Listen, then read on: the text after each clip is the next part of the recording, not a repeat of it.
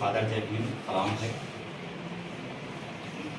सर्व समाज में जन्मे सभी संतों, गुरुओं, महापुरुषों, खास करके भारतीय संविधान के निर्माता परम पूज्य बोधिसत्व बाबा साहब डॉक्टर B.R. अम्बेडकर की चरणों में शीश नमन करता हूँ। सामाजिक परिवर्तन के महानायक, युग प्रवर्तक, युग द्रष्टा माननीय श्री कांशीराम साहब के चरणों में शीश नमन करता हूँ। बहुजन समाज पार्टी के राष्ट्रीय अध्यक्ष माननीय बहन जी की लंबी उम्र की कामना करता हूँ। देश की सीमा पर अपने प्राणों की कुर्बानी देने वालों में से वीर अब्दुल हमीद सहित तमाम नौजवान शहीदों को सलाम करता हूँ। देश के पूर्व राष्ट्रपति मिसाइल मैन के नाम से मशहूर डॉक्टर APJ अब्दुल कलाम को नमन करता हूँ, श्रद्धासुमन अर्पित करता हूँ। शिक्षा की देवी पुलिस सहित फातिमा बेगम को नमन करता हूँ। इस महत्व हमारे गार्जियन ग्रुप, हमारे बड़े भाई, जिनका सहयोग, जिनका आशीर्वाद हम लोगों को समय समय पर हर सुख दुख में मिलता रहता है, माननीय राम गौतम साहब, बड़े भाई अवध राम प्रजापति जी, हमारे जिले के जिला सचिव माननीय गौतम जी, सम्मानित विधानसभा अध्यक्ष अपने छोटे भाई जीतलाल जी, पूर्व विधानसभा अध्यक्ष जो इस कार्यक्रम का संचालन कर रहे हैं पूर्णमासी चौहान जी, हमारे भाई इंद्रजीत जी, राकेश भाई, और जिसके नेतृत्व में आपके आवास पर यह जो बैठक बुलाई गई है, बैठक बाखूबी हो रही है, जनाब नसीम भाई और आपकी पूरी टीम को सलाम करता हूँ, नमन करता हूँ। हमारे guardian group Ram Lakhan master साहब, प्यारेलाल जी, प्रेमचंद प्रधान जी, प्रेमचंद पटेल जी, मैं जिन भाइयों का नाम नहीं ले पा रहा हूँ, गीता जी, सबसे क्षमा चाहते हुए मैं सबका हार्दिक स्वागत करता हूँ।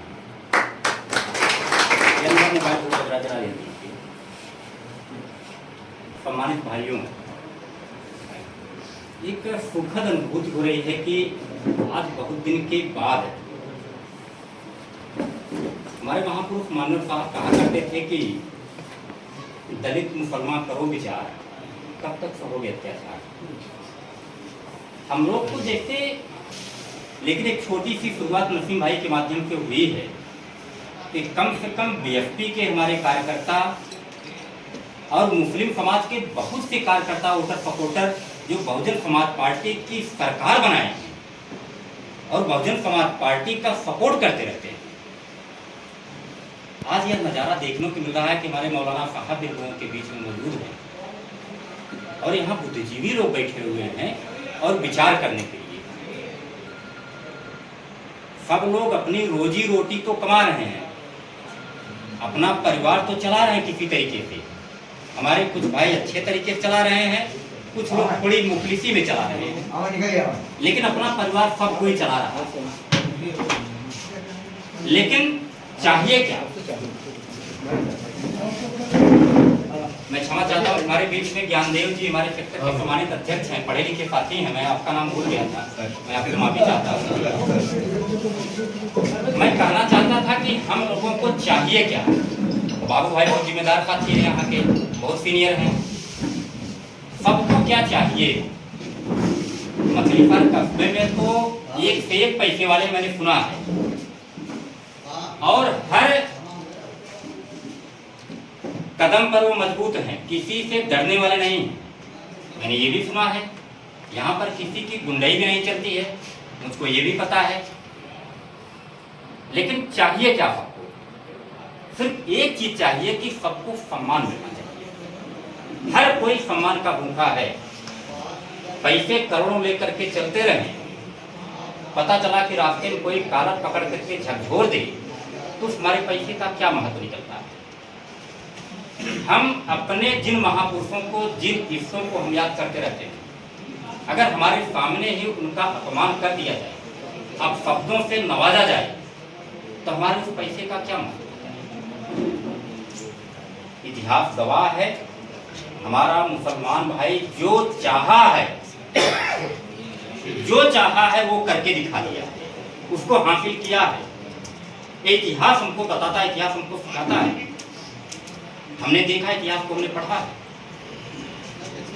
तो हमारा मुस्लिम भाई कहीं से कमजोर नहीं है।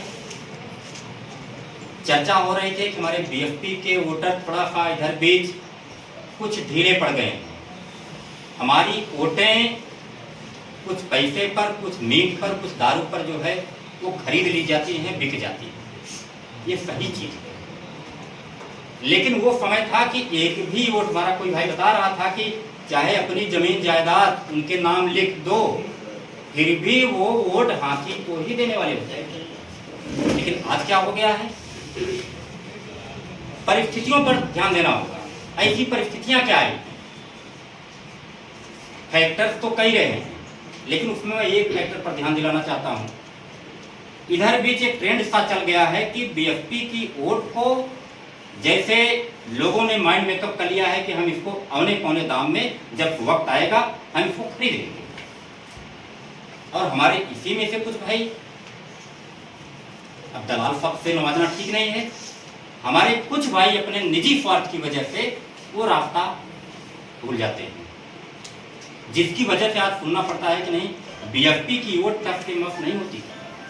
लेकिन आज दिक्कतें हैं, लेकिन याद आता है कि कुछ हमारे भाई ऐसे भी हैं, एक कहावत याद आती है कि भूखे पेट को देशभक्ति सिखाने वाले भूख इंसान को गद्दार बना देती है। हमारे भाई बताते हैं कि कस्बे में हमारे समाज के लोग, बीएसपी के लोग बसते हैं, रोज अपने परिवार की रोजी रोटी चलाने के लिए, 2 वक्त की रोटी का जुगाड़ करने के लिए वो सुबह से लेकर के शाम तक मेहनत मजदूरी करते हैं। और पारिवारिक स्थिति को देखते हुए कभी कभार उस काम को वो दम लगा लेते हैं तो राजा हो जाते हैं। और यह राजा बनने की उनकी लत सी जैसी पड़ गई है, तो इंतजार करते रहते। रामपुर भैया भी कह रहे थे कि कुछ लोग तो इसको पेशा बना लेते हैं कि जब वो इलेक्शन आने वाला है हमारी मजदूरी चाहिए, उसको मजदूरी पे जोड़ दिया जाता है कि अगर हम इलेक्शन में लगते हैं, काम करते हैं, सुबह से लेकर के अगर शाम तक हमको प्रचार प्रसार करना है, हमारी मजदूरी हमको चाहिए। अब हम मजदूरी को उसको नाप दिए। पहले क्या होता था, मानव साहब कहते थे कि हमको केवल वोट ही नहीं चाहिए, हमको एक नोट भी चाहिए। वोट के साथ साथ नोट भी हमारे यही मतदाता दिया करते थे। लेकिन आज कहीं कहीं हम लोग इतने ज्यादा शिक्षित हो गए कि अपनी वोट को हम महत्व नहीं दे पा रहे। और बाबा साहब का नाम हम लोग बार बार लेते हैं, तो हमारे महापुरुष हैं, हमको उन्होंने चलने का रास्ता दिखाया, उठने बैठने का अधिकार दिया, पढ़ने लिखने का अधिकार दिया, संपत्ति का अधिकार दिया, महिलाओं को अधिकार दिया। लेकिन बाबा साहब को उस ऊंचाई तक पहुंचाने में इसी मुस्लिम समाज के एक भाई का योगदान रहा। जब संविधान सभा में बाबा साहब को जाने की बारी आई तो किसी ने अपनी सीट को छोड़ा नहीं। हमारे मुस्लिम समाज के भाई ने जयपुर खुलना, जो पश्चिम बंगाल की सीट हुआ करती थी, उस सीट को छोड़ करके बाबा साहब को अपनी सीट पर उन्होंने चुनाव लड़वाया और वहां से जितवा करके संविधान सभा में भेजने का काम किया। शिक्षा का अधिकार हमको ऐसे नहीं मिल गया। सावित्रीबाई फुले का नाम तो हम लेते हैं, लेकिन वहीं पर कहीं कहीं हम फातिमा बेगम को भूल जाते हैं। सावित्रीबाई फुले के साथ साथ फातिमा बेगम भी उतनी ही कुर्बानी दी है जितनी कुर्बानी माता सावित्रीबाई फुले ने दिया। हम जय हिंद का नारा लगाते हैं, इधर बीच हमारे भाई जो है भारत माता की जय, वंदे मातरम, ये 2 ही नारे उनके मुख से निकल रहे थे। सबको याद होगा जब हम लोग प्राइमरी में, जूनियर में पढ़ा करते थे तो महात्मा गांधी अमर रहे, सरदार वल्लभ भाई पटेल अमर रहे, दुनिया भर का नारा लगाते थे। लेकिन आज क्या हो रहा है, नाथूराम गोडसे जिन्होंने महात्मा गांधी की हत्या की थी उनको पहले हत्यारा कहा जाता था, लेकिन आज की तारीख में यही बीजेपी आरएसएस के लोग उनको महात्मा नाथूराम गोडसे कह रहे हैं और महात्मा गांधी को देशद्रोही कह रहे हैं। ऐसा क्यों हो रहा है भाई? कल तक जिसको आप हत्यारा कहते थे आज उनको महात्मा के नाम से कहा जा रहा है, और जिसको आपने राष्ट्रपिता की उपाधि दी आज उनको जो है आप देशद्रोही करार कर रहे हो। ऐसी कौन सी परिस्थिति आपके सामने आ गई? ये बीजेपी और आरएसएस के लोग जब भी कोई मुद्दा बनता है, हमारे मुस्लिम समाज के भाई को शक की निगाह से देखते हैं और दिखलाने की कोशिश भी करते हैं। यह सबने महसूस किया है, देखा है। हमने एक कहानी सुनी थी, इधर मोइनुद्दीन चिश्ती, ख्वाजा मोइनुद्दीन चिश्ती या कोई और शासक रहे, मैं कंफर्म नहीं हूँ। कहा जाता है कि उधर ढाका की तरफ से जब चले थे, वहां तक की यात्रा पूरी करने में बीच बीच में वो भोजन की व्यवस्था करवाया करते थे। तो हमको ये जानकारी मिली हमारे अपने कुछ मुस्लिम समाज के भाइयों के माध्यम से कि उस समय जाति पात के भेदभाव जो है चरम पर हुआ करता था, ज्ञान देव। लेकिन वो जब वहां पे चलते थे तो गरीबों को क्या चाहिए था? एक तो गरीब जो होता था वो भूख से बिलबिलाता रहता था, उसको रोटी की जरूरत होती थी, सामान तो दूसरे नंबर पर आता था। पहले तो चाहता था कि भूख से जब बिलबिला रहा होता है तो उसको खाने की व्यवस्था होनी चाहिए। लेकिन उस महात्मा ने, उस ख्वाजा ने जहां भी भोजन की व्यवस्था उन्होंने करवाया, उन्होंने सर्व समाज के लोगों को निमंत्रण दिया और सबके साथ एक साथ बैठ करके खुद खाना खाए वो, और चांदी की थाली में सबको खाना उन्होंने खिलाया। और एक काम उनका बड़ा अच्छा था कि सबकी थाली में से थोड़ा थोड़ा खाना निकाल करके वो स्वयं खाते थे। तो गरीबों को क्या लगा?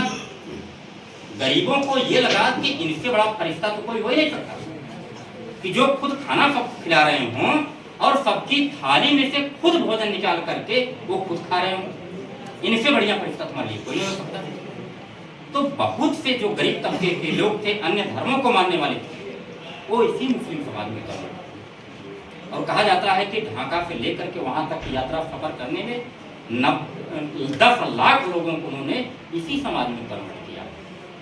ये भाईचारा हुआ करता था उस समय, और भाईचारा आज भी देखने को मिलता है। बहुजन समाज पार्टी का कभी भी नुकसान मुस्लिम समाज से नहीं हुआ। मुस्लिम समाज के भाइयों ने हमेशा बीएसपी का सहयोग किया है, सपोर्ट किया है। लेकिन बीएसपी ने, हमारी मुखिया ने भी प्रयास किया कि मुस्लिम समाज की सुरक्षा की जाए, उनको सरकार में भागीदारी सुनिश्चित की जाए। चाहे वो माननीय नसीमुद्दीन सिद्दीकी जी रहे हों, चाहे सालिम अंसारी जी रहे हों, चाहे धर्मुनकाद अली जी रहे हों, चाहे नौफाद अली जी रहे हों, अभी एक बड़े नेता आपकी पार्टी में आए। मुस्लिम समाज को तो हमेशा सम्मान देने का प्रयास किया जा रहा है।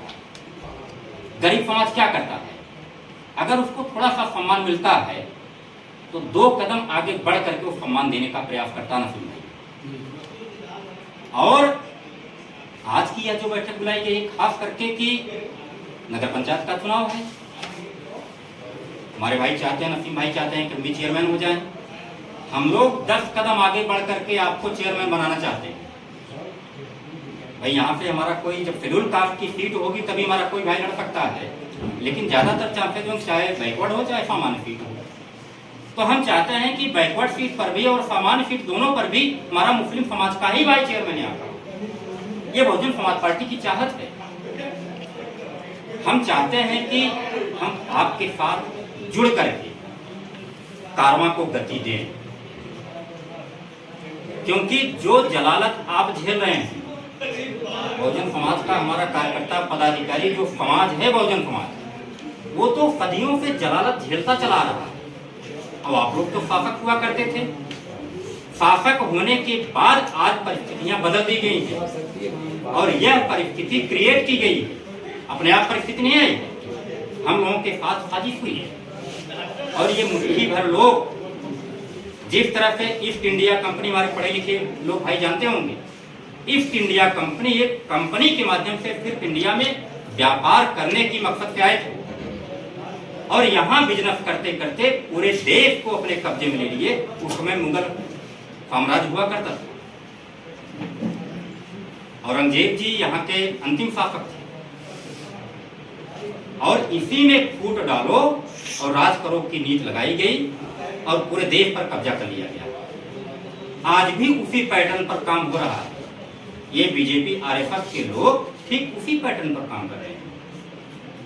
वो समाज को कई खंडों में बांट रहे हैं। बांट इसलिए रहे हैं कि अगर यह समाज, मुस्लिम समाज हो गया, दलित समाज हो गया, बैकवर्ड समाज हो गया, ये सारे समाज अगर इकट्ठा रहेंगे तो हमारे कुछ नेता तो बीएसपी के मंच पे कह देते हैं कि ये विदेशी लोग जो आए हैं बाहर से, आ रहे लोग वहीं पर भगा करके दम लेंगे। यह बात उनको कांटे की तरह चुभती है। वो सोचते हैं कि हम इतने साल से यहाँ शासन करते चले आए, इन पर शासन करते चले आए हैं, और इनकी अगर कहीं सरकार बन गई, आज ये जो मंच पर कह रहे हैं, बोल रहे हैं, उनको बाहर भगा देंगे, वो सत्ता भगा दें हमको, हम जाएंगे कहाँ? वो साम दाम दंड भेद की नीति लगा करके सभी समाज के बीच में से एक नेता पैदा कर दिए वो, और हमारे नेता भाई अपने स्वार्थ में आकर के वो केवल विधायक और सांसद बनने की नियत से अपने ही भाइयों में मतभेद पैदा कर दिए।